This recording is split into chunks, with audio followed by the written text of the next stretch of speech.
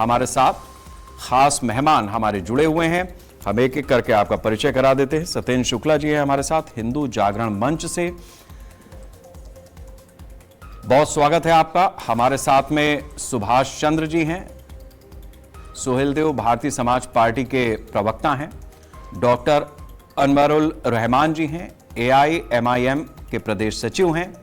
मौलाना नजीम अशरफी जी हैं, मुस्लिम स्कॉलर हैं। रवि भट्ट जी हैं, इतिहासकार हैं।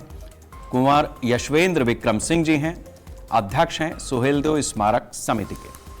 कुंवर साहब, सबसे पहले मैं आपसे ही जानना चाहूंगा कि सुहेलदेव स्मारक समिति यानी जो सुहेलदेव जी का स्मारक है, जिस तरीके से उसको तैयार किया गया, जिस तरीके का सुहेलदेव राजा का इतिहास है, उसके बारे में जब आज चर्चा हो रही है तो उस पर विवाद हो रहा है।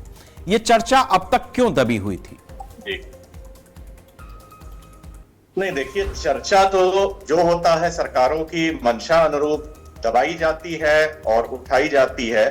तो ये सरकार तो भारतीय जनता पार्टी की सरकार हमेशा चाहती है कि अपने राष्ट्र पुरुषों का, वीर नायकों का हमेशा सम्मान हो, ढूंढ के उनको निकाल रही है इतिहास के धूमिल पन्नों से और उनका सम्मान जो भी यथासंभव है देने का प्रयास कर रही है। उसी कड़ी में महाराजा सुहेलदेव जी भी हैं, जिनका यहाँ बहराइच में उनकी युद्ध स्थली, उनकी जन्म स्थली थी, उसको और विकसित करने के लिए, लोगों तक उनकी महिमा मंडन उनका पहुंचाने के लिए सरकार प्रयासरत है। और 150 सालों से लगभग ये जगह लोग भूल चुके थे, पड़ी हुई थी। हमारे बाबा राजा वीरेंद्र विक्रम सिंह जी, यहाँ पयागपुर रियासत हुआ करती थी जिला बहराइच में, उन्होंने अपने रियासत में से इसमें से 500 बीघा जमीन देकर उसका ट्रस्ट बनाया ताकि महाराजा सुहेलदेव जी की स्मृतियां हमेशा जीवंत रहें लोगों के दिलों में, स्मृतियों में। और उसी ट्रस्ट में से भूमि सरकार से मिलकर हमने देकर और उस पर उनका एक भव्य पर्यटन स्थल स्मारक के रूप में तैयार कराया है। जिस तरीके की कुंवर साहब बहराइच में एक चलन रहा है, दरगाह का मेला जिसको जेठ का मेला भी कहते हैं, यह बड़ा प्रचलित रहा है।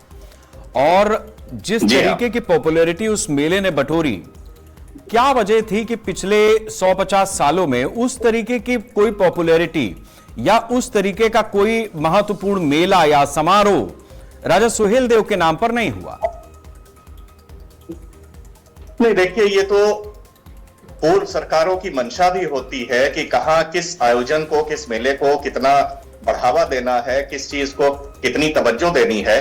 तो हम लोग तो अपनी समिति की ओर से बराबर हर साल हमारे बाबा, हमारे पिताजी, हम जो भी यथासंभव हो सका महाराजा सुहेलदेव का भी मेले का आयोजन करते रहे। लेकिन हाँ, ये सत्यता है कि जो दरगाह का मेला होता था उसके लिए बहराइच जाना जाता रहा और महाराजा सुहेलदेव कहीं ना कहीं उनकी स्मृतियां धूमिल पड़ती चली गई, क्योंकि हम लोग उतने बड़े स्तर पर उस मेले का आयोजन नहीं कर पाते थे। आज सरकार की मदद से ये जरूर प्रयास है कि भव्य स्तर पर महाराजा सुहेलदेव का मेला लगे और उस मेले का आयोजन हो, जिससे लोग उनके बारे में जाने और बहराइच का नाम महाराजा सुहेलदेव के नाम से विख्यात रहे। ठीक है सुभाष चंद्र जी, मैं आपसे ये जानना चाहूंगा कि राजा सुहेलदेव के बारे में कुंवर साहब ने बताया है, मसूद गाजी के बारे में सुभाषपा क्या सोचती है? राजभर, जिस तरीके से राजा राजभर महान हुए, जिस तरीके से उन्होंने युद्ध लड़ा सालार मसूद गाजी से, तो उस हिसाब से आपकी नजर में गाजी कौन है? देखिए शेखर भैया, यहाँ पे जितने भी लोग बैठे हुए, मैं समझता हूँ कि मुझसे कहीं अधिक ज्यादा विद्वान होंगे। और इसमें से कई लोग मुस्लिम स्कॉलर भी हैं और MIM के प्रदेश सचिव हैं, और ये लोग शायद से बात इस्लाम से ताल्लुक रखते होंगे।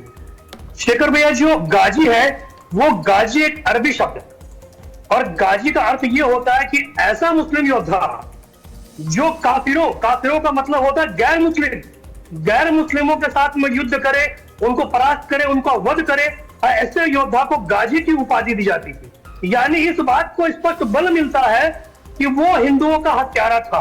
अब एक ऐसे हिंदुओं के हत्यारे का, ऐसे आक्रांता का, ऐसे आतताई का महिमा मंडन करना, मैं समझता हूं कि ये इनकी कुंठित मानसिकता का परिचायक है।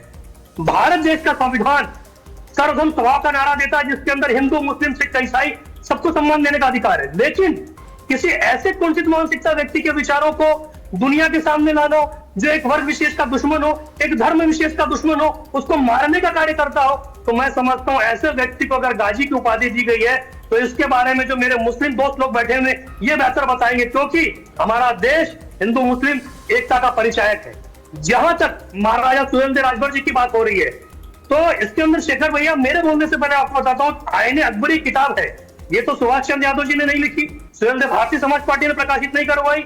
उस किताब के अंदर महाराजा सुहेलदेव राजभर जी के शौर्य का स्पष्ट वर्णन है, ये इनको जानना चाहिए।